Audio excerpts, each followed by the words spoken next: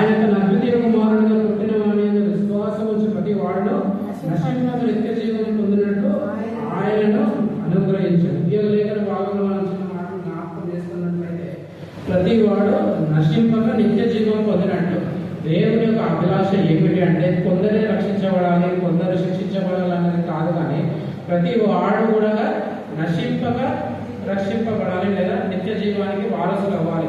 అయితే మన ప్రతి ఒక్కరి మార్గం ఏ విధంగా ఉంది? నాశనము మన యొక్క మార్గంలో మనం ఉన్నాం. అంటే మార్గంలో ఉన్న పనులను దేవుడు ఏం చేస్తున్నాడు? మన కొరకు ఈ లోకానికి వచ్చి ఆ కలవలసిలో తన యొక్క రక్తాన్ని కాచి మనలను తన వైపునకు త్రిప్పుకుంటున్న వారుగా ఉన్నాడు. అయితే మన యొక్క పాప జీవితము, మన యొక్క స్వభావం ఎప్పుడైతే మనం మార్చుకుంటామో, మారు మనసు కలిగి జీవిస్తామో, అప్పుడు దేవుడు మనలను రక్షించి తన యొక్క రక్తం చేత మనల్ని కడిగి తనకు వారసునిగాను తనకు కుమారునిగాను చేసుకునేవాడుగా ఉంటాడు. మొదటిగా దేవుడు ఎందువరకు ఈ యొక్క ప్రేమను మన పట్ల వచ్చినాడు, ఎందువరకు ఈ యొక్క ప్రేమను రుజువు చేస్తూ వచ్చినాడంటే మనలను రక్షించడం కొరకే దేవుడు ఈ లోకానికి వచ్చిన వాడుగా ఉన్నాడు.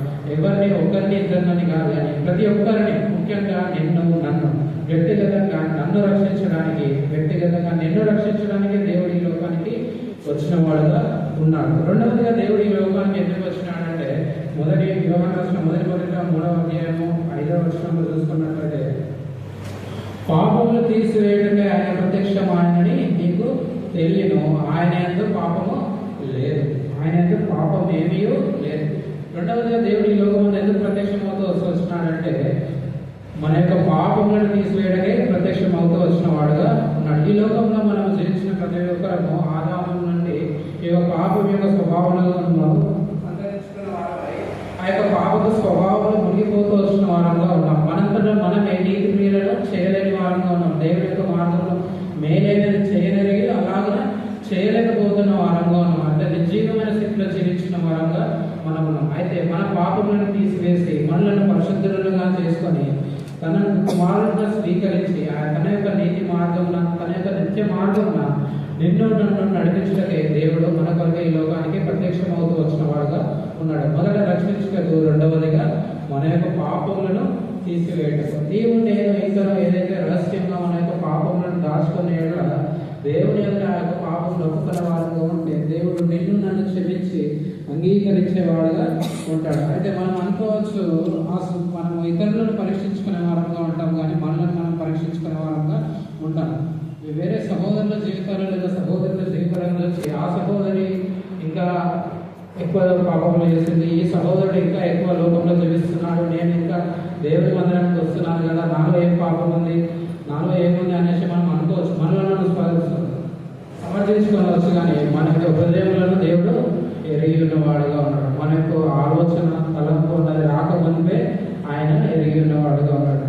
నీ యొక్క ఆలోచనలు, నీ యొక్క తలంపులు, నీ యొక్క ఊహలు ఎంత చెడ్డమైనవో, ఎంత మురికైనవో, ఎంత బలాత్కారమైనవో అవన్నీ కూడా దేవుడు ఎరిగిన వాడుగా ఉన్నాడు. ఆయనను అవన్నింటినీ హృదయాలన్నీ పరిశోధించేవాడు, ఎరిగినవాడు. అవి ఎరిగిన వాడే ఉండి నిన్ను నన్ను ప్రేమించేవాడుగా దేవుడు ఉన్నాడు. అయితే ఆ యొక్క పాపములను తీసివేయటకే ఆయన రక్తంలో మనం కోరుకునే వారంగా ఉండాలి. ఆయన రక్తం చేత మనము కడగబడాల్సిన వారంగా ఉన్నాం. మూడవదిగా చూసుకున్నట్లయితే రోమీయులకు రాసిన పత్రిక 5వ అధ్యాయం 8వ వచనంలో దేవుడు తన ప్రేమను ఏ రీతిగా వెల్లడి చేస్తున్నాడంటే రోమాపత్రిక 5వ అధ్యాయం 8వ వచనం, అయితే దేవుడు మన ఎడల తన ప్రేమను వెల్లడిపరుచుతున్నాడు. ఎట్లనగా మనమింతలో పాపంలో ఉండగానే క్రీస్తు మన కొరకు చనిపోయింది. మనం రక్షించిన కొరకే ఈ లోకానికి వచ్చినాడు. మన పాపములు తీసివేయగా ఈ లోకానికి వచ్చినాడు. మన పాపముల కొరకై మరణించుట కొరకై క్రీస్తు మన కొరకు చనిపోయిన వాడుగా ఉన్నాడు. అయితే ఆయన చనిపోయి మరలా తిరిగి లేచడం వలన కింద భాగంలో మనం చూసుకున్నట్లయితే కాబట్టి ఆయన రక్తం వలన ఇప్పుడు నీతిమంతులుగా తీర్చబడి మరింత నిశ్చయంగా ఆయన ఉగ్రత ద్వారా రక్షింపబడును. అయితే మనల్ని దేవుడు నీతిమంతులుగా తీర్చిన వాడుగా ఉన్నాడు. నీతిమంతుడు లేడు, ఒక్కడు కూడా లేడు. అయితే దేవుడు నిన్ను నన్ను ప్రేమించి తన కుమారుని మనం విశ్వసించడం ద్వారా, ఆయన రక్తం చేత కడగబడడం ద్వారా మనల్ని రక్షించి మన పాపములన్నింటినీ క్షమించి మనల్ని నీతిమంతులుగా తీర్చేవాడుగా ఉంటాడు. నిన్ను నన్ను నీతిమంతులుగా తీర్చి అన్నదినం ఆయన ముఖ దర్శనం చేసుకునే వాడుగా మనల్ని దేవుడు చేస్తూ వచ్చిన వాడుగా ఉన్నాం. నాలుగవదిగా యోహాను రాసిన మొదటి పత్రిక 3వ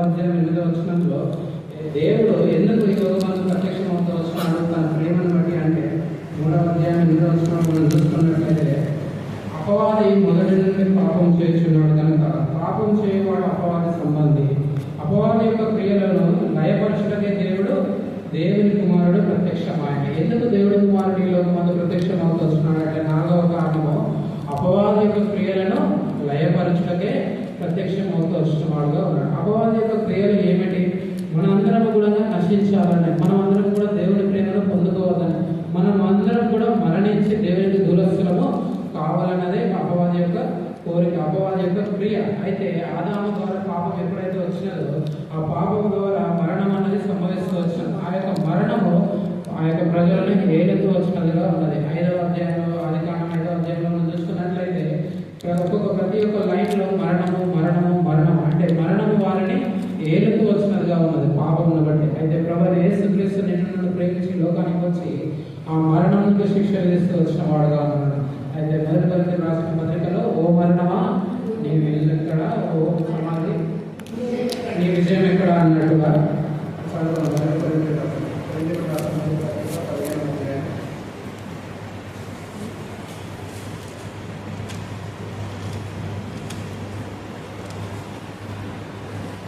విజయమందు మరణము మృగివేయబడమని వ్రాయబడిన వాక్యం నెరవేరును.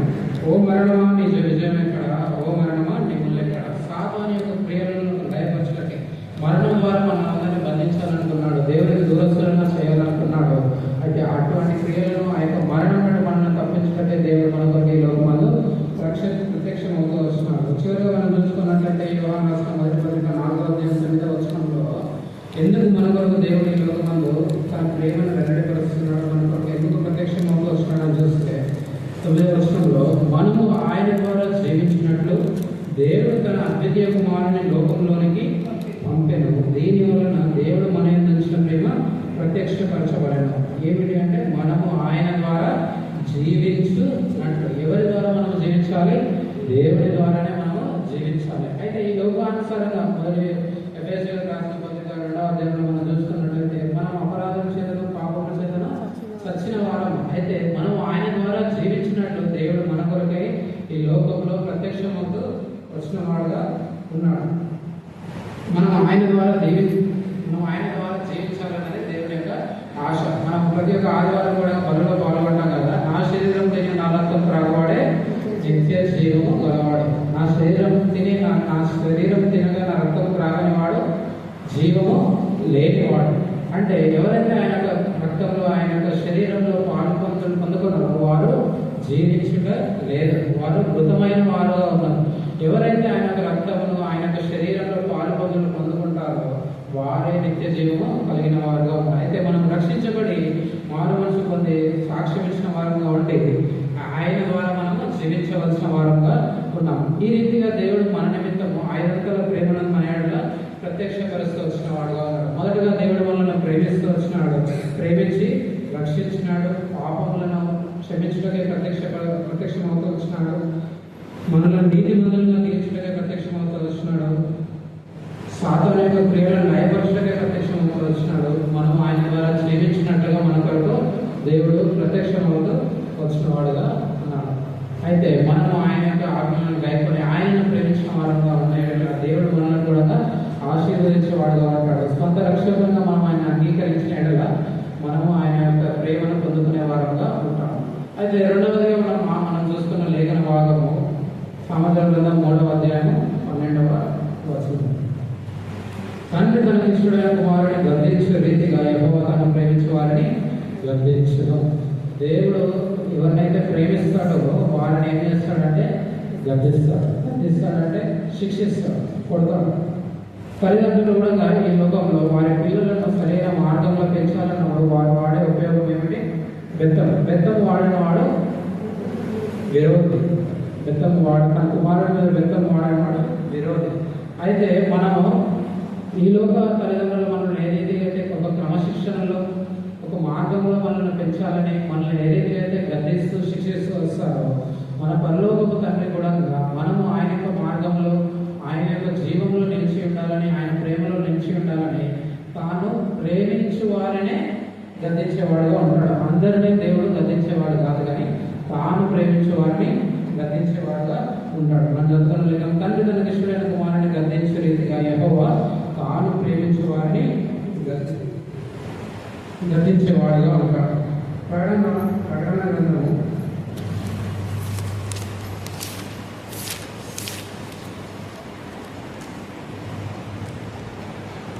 ప్రకటన గ్రంథము 3వ అధ్యాయం 19వ వచనం. ప్రకటన గ్రంథం 3వ అధ్యాయం 19వ వచనం. నేను ప్రేమించి వారిని అందరినీ గద్దించి శిక్షించుచున్నాను కనుక నీవు ఆసక్తి కలిగి మారు మనసు పొందవు. ఇదిగో నేను తలుపును ధరించిన తట్టుచున్నాను. ఎవడైనా నా స్వరం మీద తలుపు తీసుకున్నాడా నేను అతని యొద్దకు వచ్చి అతనితో నేను నాతో కూడా అతను భోజనము చేయుదును. నేను ప్రేమించే వారిని అందరినీ గద్దించి శిక్షించుతున్నాను. అయితే ఆసక్తి కలిగి ఆ యొక్క ప్రేమను ఆ యొక్క మారు మనసును మనం పొందవలసిన వారంగా ఉన్నాం. దేవుని ప్రేమించమని ఒప్పుకొని ఆయనలో సాక్ష్యం ఇస్తూ ఆయన సాక్షిగా జీవిస్తామని చెప్పి మనలో అనేకులము ఆ ప్రేమ నుండి తొలగిపోయిన వారంగా ఉన్నాము. అయితే ఆ ప్రేమలోనికి మనలను నాటుటకై, ఆ ప్రేమలో మనలను ప్రేమించుటకై దేవుడు వాడే సాధకమే ఆయన గద్దించి శిక్షించేవాడుగా ఉన్నాడు. అయితే మనం ఆ యొక్క మార్గం నుండి ఒకవేళ మన యొక్క అనుదిన జీవితంలో ఎక్కడైనా తప్పిపోయిన వారంగా ఉన్నాయో మారు మనసు పొందితే దేవుడు మనలను మరలా కుమారుడిగా స్వీకరించి తన యొక్క వాగ్దానం మన పక్షంగా నెరవేర్చేవాడుగా ఉంటాడు. ఇదే ప్రకటన గ్రంథం 2వ అధ్యాయంలో 4వ వచనంలో అయినను మొదట నీకుండిన ప్రేమను నువ్వు వదిలివని నేను నీ మీద తప్పొకటి మోపవలసినది. నువ్వు ఏ స్థితిలో నుండి పడితే అది జ్ఞాపకం చేసుకుని మారు మనసు పొంది ఆ మొదటి క్రియలను చేయము. అయితే మొదట మనకుండిన ప్రేమను మనం విడిచిపెట్టిన వారంగా ఉన్నాం. అయితే ఆ మొదటి క్రియలను మనం చేయాలి. మారు మనసు పొంది మరలా మనం దేవుడిని ప్రేమించవలసిన వారంగా ఉన్నాం. ఈ యొక్క లేఖన భాగంలో జ్ఞాపకం చేసుకున్నట్లయితే దేవుడు మొదటగా మనల్ని ఎందుకు శిక్షిస్తూ వస్తాడంటే మనం ఆయన మార్గంలో నడవాలని, లేదా మనము మారు మనసు పొందాలని, దేవుడి మార్గంలో నిలిచి ఉండాలని దేవుడు మనలను శిక్షించేవాడుగా ఉన్నాడు. అయితే దావీదు యొక్క జీవితాన్ని మనం జ్ఞాపకం చేసుకున్నట్లయితే దావీదు దేవుని ఆజ్ఞలను పాటించిన వాడుగా, దేవుని అనుసరించిన వాడుగా ఉన్నప్పటికీ ఒక పాపంలో పడిపోతూ దేవునికి దూరస్తుడిగా జీవిస్తూ వచ్చిన వాడుగా ఉన్నాడు. 2వ సమూయేలు గ్రంథము 11వ అధ్యాయంలో ఈ యొక్క పాపం గురించి ప్రస్తావించబడుతూ ఉంటారు. అయితే తాను ఎప్పుడైతే ఆ యొక్క పాపంలో పడిపోతూ వస్తున్నాడు, అయితే తానంతటా తాను ఆ యొక్క పాపంలో ఎలాగో పడిపోతున్నాడంటే ఆ యొక్క పాపము అప్పుడప్పుడే పుట్టలేదు, కానీ తన జీవితంలో అనేక దినముల నుండి తన తలంపులలో కానీ తన ఆలోచనలో తన యొక్క ఊహలో అది ఆ యొక్క పాపం అన్నది ఉన్నది. దాన్ని అది సాతాను వాడుకొని దినదినము ఆ యొక్క తలంపుల నుండి కడగబడకుండా ఆ యొక్క పాపంలో దావీదు పడిపోతూ వచ్చిన వాడుగా ఉన్నాడు. అయితే దావీదు ఆ యొక్క పాపంలో పడిపోతూ వచ్చినప్పుడు నాతాను అనే ప్రవక్తను దేవుడు దావీదు యొద్దకు పంపుతూ వచ్చిన వాడుగా ఉన్నాడు. దావీదు యొద్దకు నాతాను యొక్క ప్రవక్తను పంపి దేవుడు గద్దించి తన యొక్క మార్గంలోకి మళ్ళా తెచ్చుకున్న వాడుగా ఉన్నాడు. అయితే దావీదు దగ్గర ఉన్న మంచి సుగుణము ఏమిటి అని అంటే వెంటనే క్షమాపణ, వెంటనే మారు మనసు, వెంటనే పశ్చాత్తాపం పొందినవాడుగా ఉన్నాడు. అయితే నాతాను ఎప్పుడైతే ఆ మనుషుడు నీవే అని ఎప్పుడైతే చెప్తూ వస్తున్నాడో దావీదు సాగులు చెప్పలేదు. ప్రభువా, నేను ఆయన శోధన పడి తప్పిపోతూ వచ్చినాను, ఆ యొక్క పరిస్థితిని పడి తప్పిపోతూ వచ్చినాను, బెత్షెబా అనుకూలించడం బట్టి నేను తప్పిపోతూ వచ్చినానని సాగులు చెప్పలేదు. సాగులు చెప్పిన వాడు ఎవరంటే సౌలు. అమాలేకీయులను సంపూర్ణంగా ఓడించు చంపమని చెప్పినప్పుడు మంచివి శ్రేష్టమైన వాటిని అన్నింటినీ తీసుకొని వచ్చి నీ ప్రజల కొరకే నేను వీటిని తీసుకొచ్చినాను, నీ ప్రజలే వీటిని ఉంచినారు, రాజును చంపమంటే కూడా రాజును కూడా చంపకుండా తీసుకొని వచ్చిన వాడుగా ఉంటాడు. అయితే సాకులు చెప్తూ వచ్చిన వాడు మొదటగా సాకులు చెప్పి తర్వాత నేను తప్పు చేసేది, నేను పాపం చేసింది నన్ను ఒప్పుకున్నాడు, కానీ వెంటనే క్షమాపణను పొందని వాడుగా ఉన్నాడు. దావీదు యొక్క జీవితంలో మనం చూసుకున్నట్లయితే తాను రాజుగా ఉన్నప్పటికీ ఒక ప్రవక్త వచ్చి తనను ఎప్పుడైతే సంధిస్తూ వచ్చినాడో తాను విధేయుడవుతూ నేను తప్పు చేసేదినని ఎంతో వెరిగిన హృదయంతో దేవుని సన్నిధిలో తన పాపం ఒప్పుకున్నవాడుగా ఉన్నాడు. అయితే సామెత గ్రంథంలో రాయబడిన రీతిగా తన అతిక్రమంలో దాచిపెడుతున్నవాడు వర్ధిల్లాడు, కానీ వాటిని ఒప్పుకొని విడిచిపెట్టేవాడు కనికరము పొందడు. ఎప్పుడు వెంటనే ఒప్పుకోవాలి. ఎప్పుడైతే పాపంలో మనం పడిపోతాం అన్నది జీవితంలో మనం పడిపోయే వారంగా ఉంటాం. అయితే వెంటనే మనం ఆ యొక్క పాపం ఒప్పుకునేట్ల దేవుడు మనల్ని ఎంతో కనికరించేవాడుగా ఉంటాడు. ఆ యొక్క అప్పుడే దావీదు 32వ కీర్తనను 51వ కీర్తనను కూడా రాస్తూ వచ్చిన వాడుగా ఉన్నాడు. 32వ కీర్తనలో ఈ రీతిగా సెలవిస్తాడు, తన అతిక్రమములతో పరిహారం పొందినవాడు, తన పాపములకు ప్రాయశ్చిత్తం పొందినవాడు, యెహోవా చేత నిర్దోషిగా ఎంచబడినవాడు, ఆత్మలో కపటం లేనివాడు ధన్యుడు. అతిక్రమము అన్న మాటకు అర్థం చేసుకోవాలంటే దేవుని ఆజ్ఞను ఎరిగి కూడా తప్పిపోవడం. ఇది పాపం అని తెలిసి పాపం చేయడమే అతిక్రమము.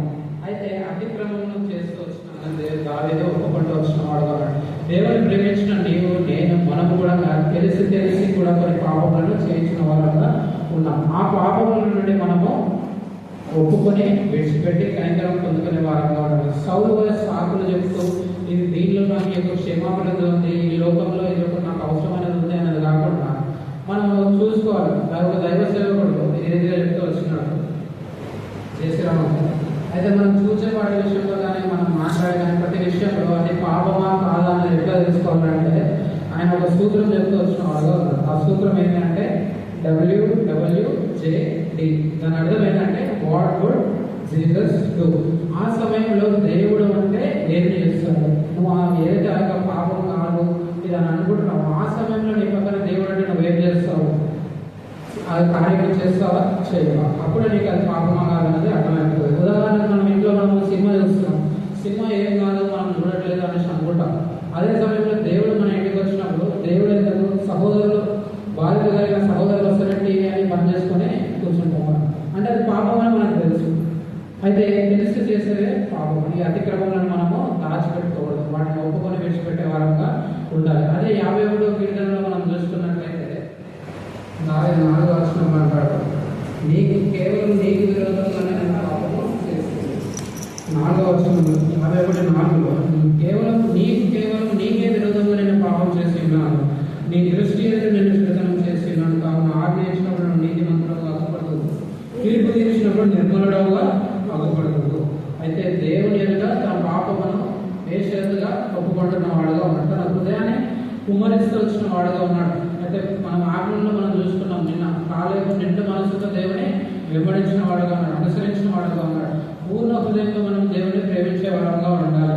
అయితే పూర్ణ హృదయంతో తన యొక్క పాపను ఒప్పుకున్న వాడుగా ఉన్నాడు. అయితే మనం ఈ లోకరీతులలో కొంత ఒప్పుకొని కొంత దాచిపెట్టుకునే వారంగా ఉంటాం. అటు వారంగా మనము ఉండకూడదు. అటు వారంగా మనం ఉన్నాయంటే మన జీవితము కంఫర్టబుల్గా ఉంటుంది. అయితే ఎప్పటికప్పుడు మనం అడిగి వేసుకునే వారంగా మనం ఉండాలి. ఇంకొక ఉదాహరణ చూసుకున్నట్లయితే మనం ఆఫీస్లోకి స్కూల్స్కి టిఫిన్ బాక్స్ తీసుకొని వెళ్తాము. తీసుకొని వచ్చిన తర్వాత కొన్ని దినాలు హాలిడేస్ ఉన్నప్పుడు లేదా శుక్రవారం అప్పుడు మర్చిపోతాం. మళ్ళీ ఆదివారం బాక్స్ పెట్టేటప్పుడే మనకు ఆ యొక్క బాక్స్ అనేది గుర్తొస్తుంది. అది తీసి చూస్తే ఏమొస్తుంది, మంచి స్మెల్ వస్తుందా, పరిమళ వాసన వస్తుంది కాదా, దుర్గంధంతో నిండిపోయి ఉంటుంది. అదే మనం ఎప్పుడైతే మన యొక్క పాపం ఎట్లయితే దాచిపెడతామో, దాచిపెట్టి కుళ్ళిపోయిన తర్వాత మనం ఎప్పుడైతే చూస్తామో అది దుర్గంధంగా ఉండదు, ఇతరులకు దుర్వాసన కలిసి మన సాక్ష్యాన్ని మనము కోల్పోయే వారంగా ఉంటాం. వెంటనే మనము ఆ పాపములను ఒప్పుకొని విడిచిపెట్టే వారి కనికరం పొందుకునే వారంగా ఉండాలి. అయితే తన ఇక్కడ 51వ అధ్యాయంలో 10, 11, 12 అంటాడు, దేవాన్ని ఆయన శుద్ధ హృదయం కలగజేయము, నా అంతరంగంలో స్థిరమైన మనసు నూతనంగా పుట్టించము, నీ సన్నిధిలో నుండి నన్ను త్రోసివేయము, నీ పరిశుద్ధాత్మను నా నుండి తీసివేయము. ఈ ప్రార్థన ఎందుకు చేస్తున్నాడో కాలేదు అనంటే, సౌలు ఎప్పుడైతే దేవుని మాటకు అవిధేయత చెప్తూ వచ్చినాడో ఆ సమయంలో ఎవరు కనిపెట్టుకున్న వారు ఎవరు లేరు. ఎవరు ఎదుర్కోలేడు సౌలు, కర్ణ విశ్వాసి సోద చెప్పి ఆమె దగ్గరికి వెళ్తూ వచ్చినాడు. ఎక్కువ మాట ప్రత్యక్షం అవుతలేదు, అంటే తన యొక్క ఆత్మను తీసుకువేస్తూ వచ్చినాడు, ఎడబాసిన వాడుగా ఉన్నాడు. అయితే దావీదు యొక్క తప్పు ఇది ఎరిగిన వాడుగా ఉన్నాడు. దేవుడు నాకు కూడా తన యొక్క పరిశుద్ధాత్మను దూరం చేసి ఎట్లా నేను దేవుడితో సహవాసాన్ని కోల్పోతాను, ఆయన యొక్క ప్రసన్నతను కోల్పోతానని, నీ పరిశుద్ధాత్మ నా దగ్గర నుండి తీసివేయము, నీ రక్షణానందం నాకు మరలా కలగజేయమని, మరలా పుట్టించమని మాట్లాడుతూ ఒప్పుకున్న వాడుగా ఉన్నాడు. అయితే ఈ యొక్క వాగ్దానాలను మనం కూడా ఎత్తిపట్టుకొని ఈ ప్రకారంగా దేవుడు గద్దించి మనుషుడు ధన్యుడు ఎవరైనా రాసిన సమయంలో. అయితే ఈ యొక్క ధన్యత నుండి మనం రావాలంటే మనం వేరే తప్పిపోయిన వారంగా ఉంటే ఆయన యొక్క గద్దింపులు వెళ్ళి ఆయన మన జీవితంలో చేసిన కార్యాలను మనం గమనించి ఆయన వైపు తిరిగే వారంగా మనం ఉండాలి. 12:5లో ఉంది, నా కుమారుడు ప్రభు చేసే శిక్షను తృణీకరించకము, ఆయన నిన్ను గద్దించినప్పుడు విసుకకము, ప్రభువు తాను ప్రేమించే వారిని శిక్షించి తాను స్వీకరించే ప్రతి కుమారుని దండించను అని కుమారులతో సంభాషించినట్టు మీతో సంభాషించి ఆయన హెచ్చరిక మరచాడు. అయితే మొదటిగా దేవుడు మనము మారు మనసు పొందాలని గర్తించేవాడుగా ఉంటాడు. దావీదు యొక్క జీవితంలో మనం తెలుసుకున్నాము. అయితే ఇదే హెబ్రీయులకు రాసిన పత్రిక 12వ అధ్యాయం 2 దగ్గర తీసుకుంటాము. హెబ్రీయులకు రాసిన పత్రిక 12:10లో చివరిలో మనము తన పరిశుద్ధతలో పాలు పొందవలనని మనం మేలు కొరకే ఆయన శిక్షించుతున్నాడు. మనం ఎప్పుడైతే పాపం చేస్తూ వచ్చినామో ఆయన పరిశుద్ధతలో నుండి మనం తొలిపోతూ వచ్చిన వారంగా ఉన్నాము. మన చూసుకున్నట్లయితే కీర్తనల గ్రంథం 93వ అధ్యాయం 5వ వచనంలో ఉంటుంది,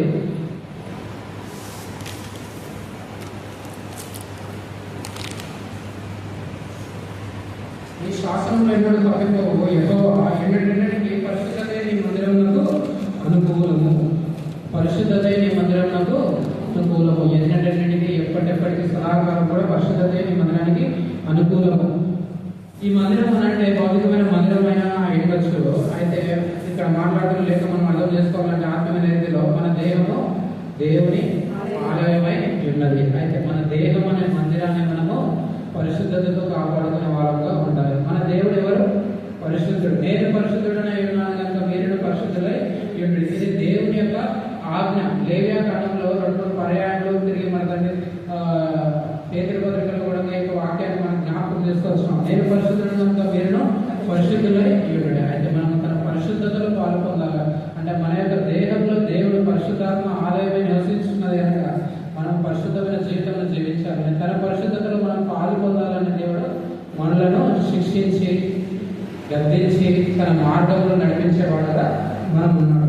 మొదటగా మనలను మార్గం పొందడమే గద్దిస్తాడు. రెండవదిగా మనలో చెడు మార్గంలో మన యొక్క పరిశుద్ధతలో పాల్గొనాలని సూచిస్తాడు. మూడవది మనం చూసుకున్నట్లయితే ఇదే సామెతల గ్రంథం 20:30 ఉంటుంది, గాయము చేయు దెబ్బలు అంతరంగంలో వచ్చి చెడుతలను తొలగించు. మన అంతరంగంలో ఏదైతే చెడుతనం అనేది ఉంటుందో ఆ యొక్క దెబ్బల చేతనే ఆ యొక్క చెడుతనం అన్నది మనము పోగొట్టుకునే వారంలో ఉంటాం. యాకోబు యొక్క జీవితాన్ని మనం జ్ఞాపకం చేసుకుంటే తాను లోకరీతిగా పశు సంపద కర్రతోనే ఆ యొక్క రేవును దాటుతాడు. కానీ వచ్చినప్పుడు విస్తారమైన సంపదతో వస్తాడు. ఆ విస్తారమైన సంపదతో వచ్చినప్పటికీ ఆదికాండం 32వ అధ్యాయంలో దేవుడితో ప్రార్థిస్తాడు. ఏమని? నీవు నన్ను ఆశీర్వదిస్తే కానీ నేను నిన్ను పోనివ్వను. ఇంత పశు సంపద ఉంది, ఇంతమంది కుమారులు ఉన్నారు, కుమార్తె సంతానం 12 మంది కుమారులు, ఇంకా ఏం ఆశీర్వదించాలి యాకోబుని? ఇదంతా లోకరీతిగానే యాకోబు పెరిగిన వాడుగా ఉన్నాడు. తన సొంత మార్గములను బట్టి కుయుక్తి రీతిలో తాను తన మామను మోసగించిన వాడుగా ఉన్నాడు. లాభాలు యాకోబుని మోసగించిన వాడుగా ఉన్నాడు. అయితే ఈ యొక్క మోసంలో బతుకుతున్న వాడుగా ఉన్నాడు. ఈ యొక్క క్రియల నుండి మనం తప్పించడానికి దేవుడు ప్రత్యక్షమవుతూ యాకోబును చూసుకున్నట్లయితే తాను గెలవకుండా చూసి అతన్ని కొట్టేను అన్న మాట ఉంటుంది. తాను గెలవకుండా చూసి అయితే శిక్షిస్తూ వచ్చిన వాడుగా, ఎప్పుడైతే తాను కొట్టినాడో తాను దేవునికి విధేయుడై లొంగిపోయిన వాడుగా ఉన్నాడు. దేవుడికి తన జీవితాన్ని అప్పగించుకున్న వాడుగా ఉన్నాడు. అప్పుడు తన యొక్క కొంటుతూ నడిచిన వాడుగా ఉన్నాడు. అంటే అదేం గమనిస్తుందంటే మనకి